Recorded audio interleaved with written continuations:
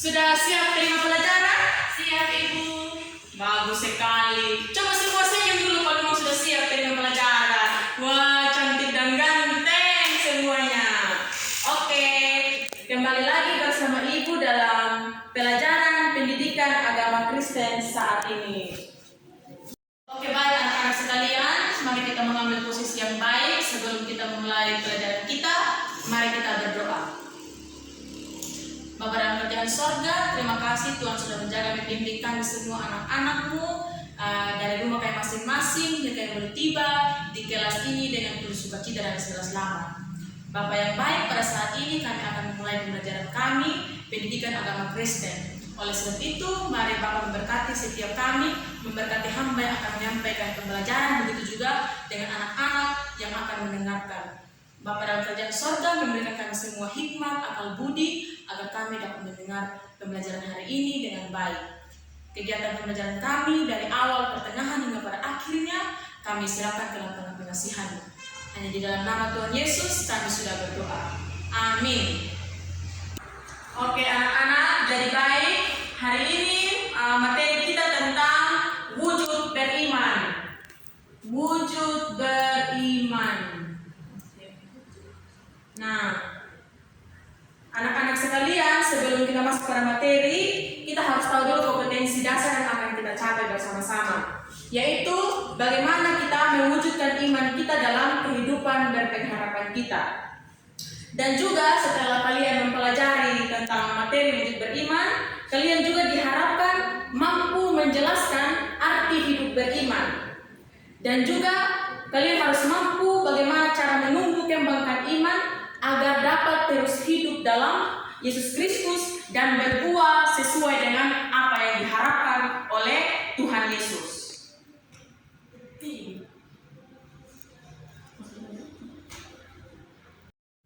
Ya, oke adik-adik, dalam pelajaran kita hari ini kita akan belajar bagaimana mewujudkan hidup beriman dalam kehidupan kita hari lepas hari. Namun sebelum itu kita akan mengawalinya dengan kita membahas bagaimana iman itu ditumbuh kembangkan. Coba anak-anak semua melihat tubuh kalian masing-masing. Tentunya di situ ada usaha bagaimana kalian semua harus menjaga tubuh kalian agar tetap sehat. Betul tidak? Di sini ada rumah sakit tidak? Tidak. Oke, tentu tidak ada rumah sakit, toh. Begitu juga dengan pertumbuhan imannya kita. Bagaimana kita harus berjuang untuk kita menumbuhkan iman kita dengan berbagai usaha. Karena apa? Karena kalau iman kita yang teguh, kalau iman kita sudah teguh, maka itu akan membuat kita menjadi anak-anak, menjadi pribadi yang akan selalu menghadapi kehidupan itu juga dengan teguh pula. Bagaimana kita menghadapi setiap masalah dengan senantiasa kita mengandalkan Tuhan dalam kehidupan kita. Jadi anak-anak semua, kalau iman kita bertumbuh dengan baik, maka itu akan memampukan kita untuk menanggapi setiap kenyataan hidup yang kita alami itu dengan baik, dengan kita meresponnya juga dengan baik begitu. Dan juga bagaimana kita mengarahkan perilaku kita itu secara benar. Jadi mungkin anak-anak berpikir bahwa ketika kalian berbicara tentang saya memiliki iman, namun kalau kalian memiliki iman saja itu tidak cukup. Namun kalian harus menunjukkan dalam perilaku atau tindakan kalian sebagai anak-anak Tuhan. Nah, jadi iman ini anak-anak dia itu adalah keyakinan atau kepercayaan kita kepada Tuhan secara teguh dan bagaimana kita mewujudkan iman itu dalam sikap dan tingkah laku kita secara nyata. Misalnya kita berdoa, beribadah dan juga bagaimana kita melakukan sikap hidup kita itu sesuai dengan apa yang diharapkan oleh Yesus Kristus. Jadi anak-anak semua, iman seseorang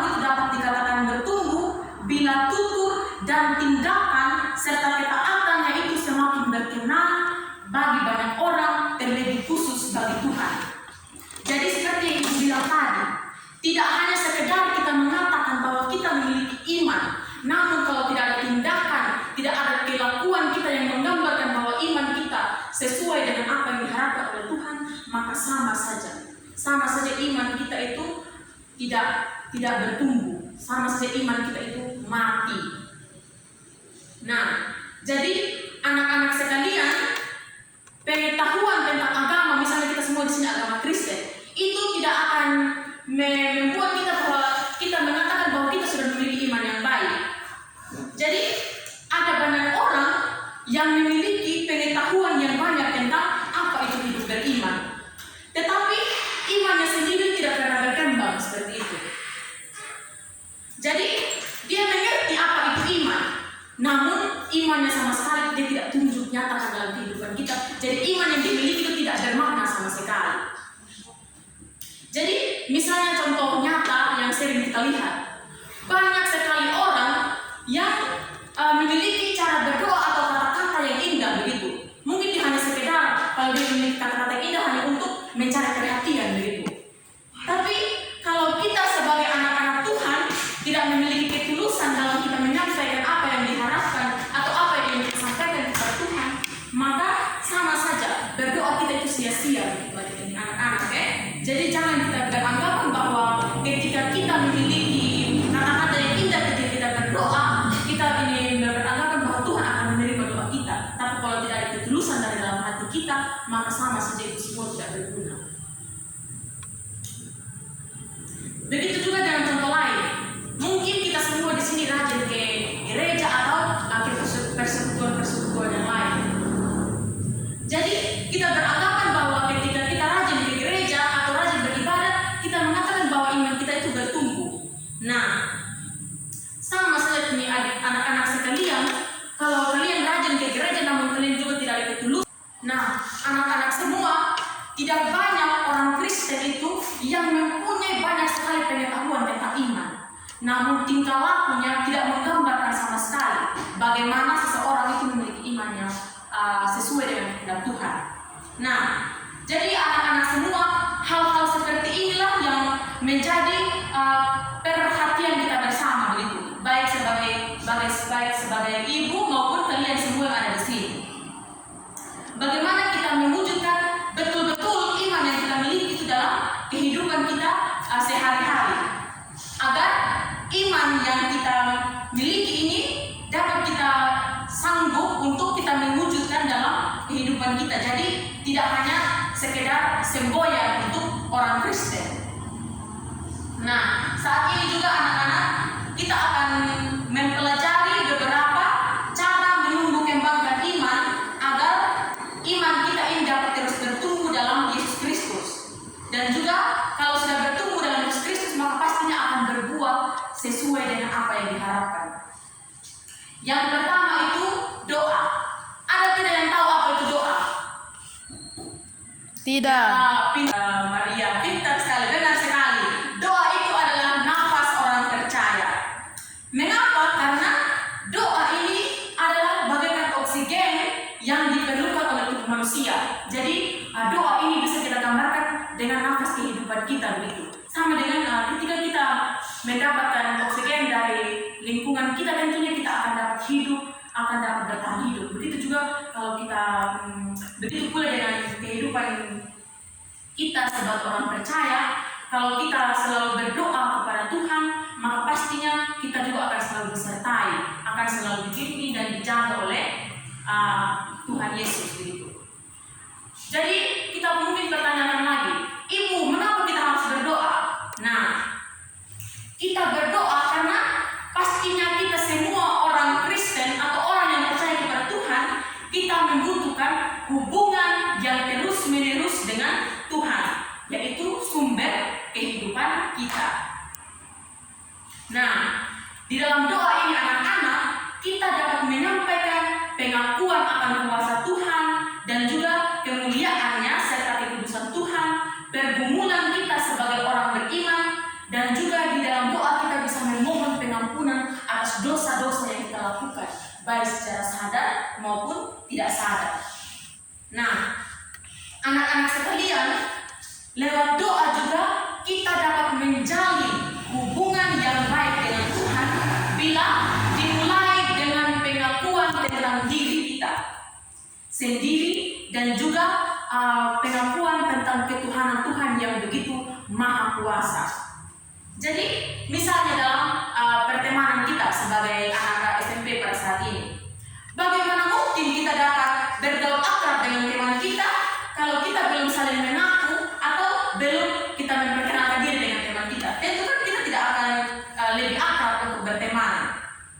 Begitu juga dengan berdoa. Jadi kita harus ada pengakuan, harus ada bagaimana kita memperkenalkan diri kita kepada Tuhan agar Tuhan dapat mengenal kita dan kita dapat mengenal Tuhan lewat doa itu. Yang berikut, dalam doa juga kita bisa melontarkan atau menyampaikan akan pengakuan kita.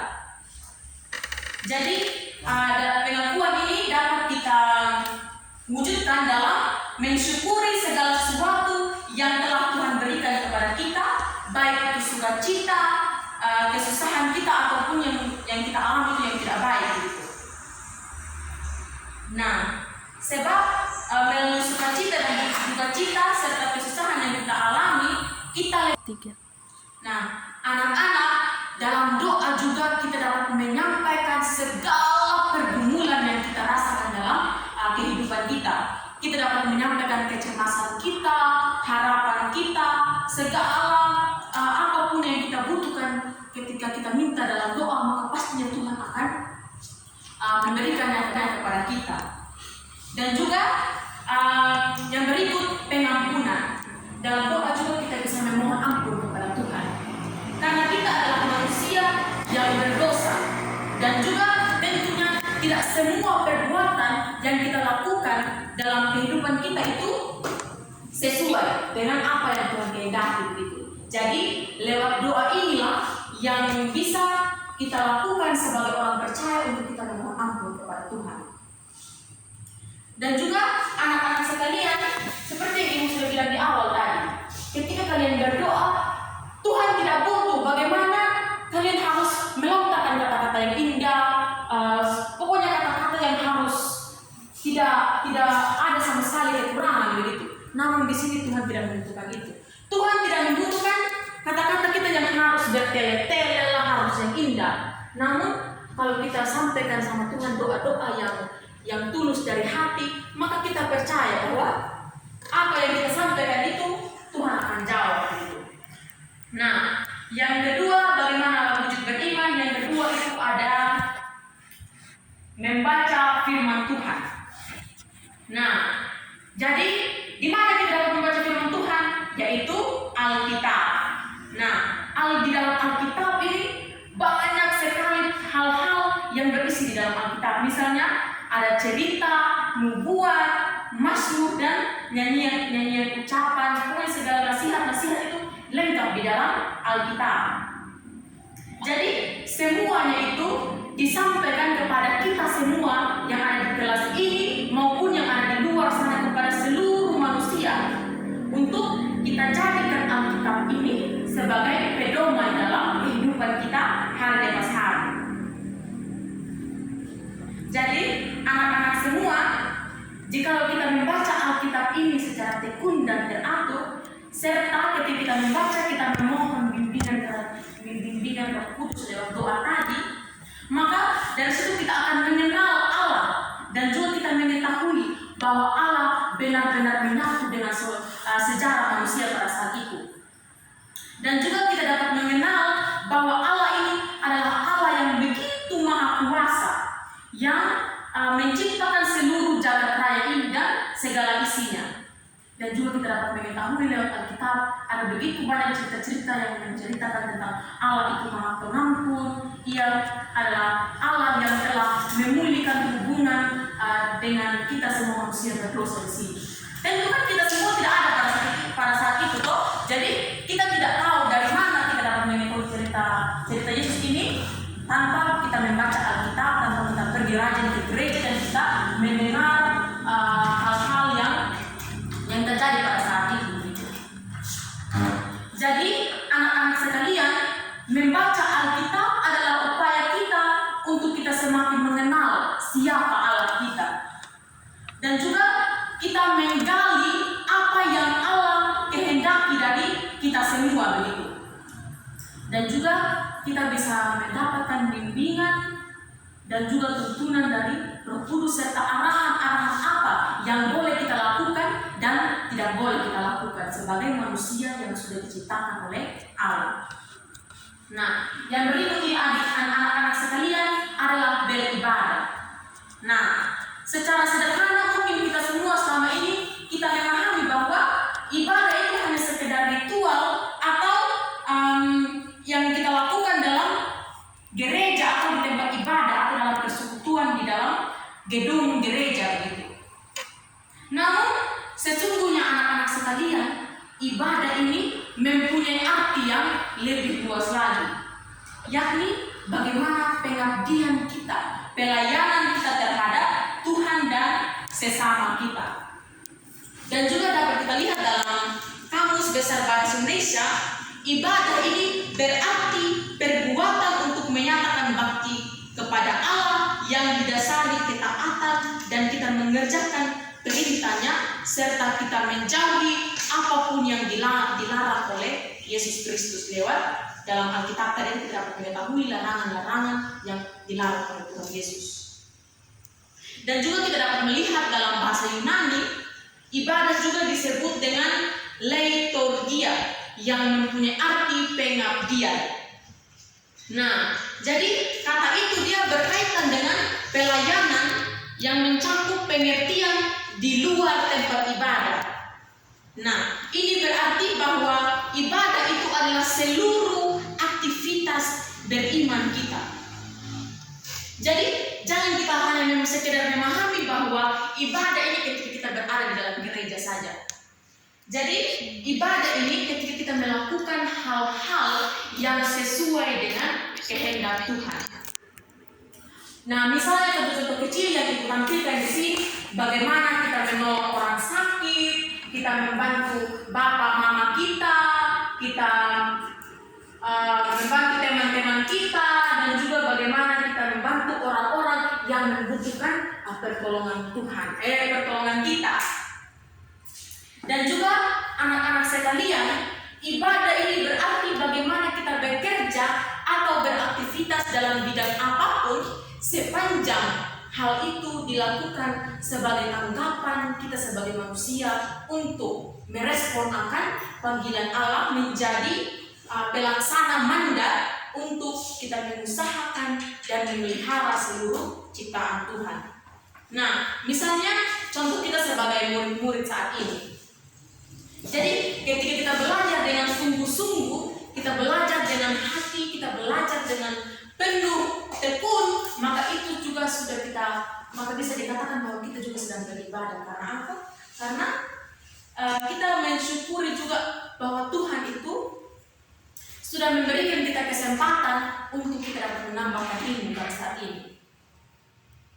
Anak-anak sekalian, dari topik materi kita hari ini, yang dapat kita simpulkan bahwa iman itu adalah keyakinan dan kepercayaan kita kepada Tuhan secara teguh dan bagaimana kita mewujud nyatakan dalam kehidupan kita hari lepas hari.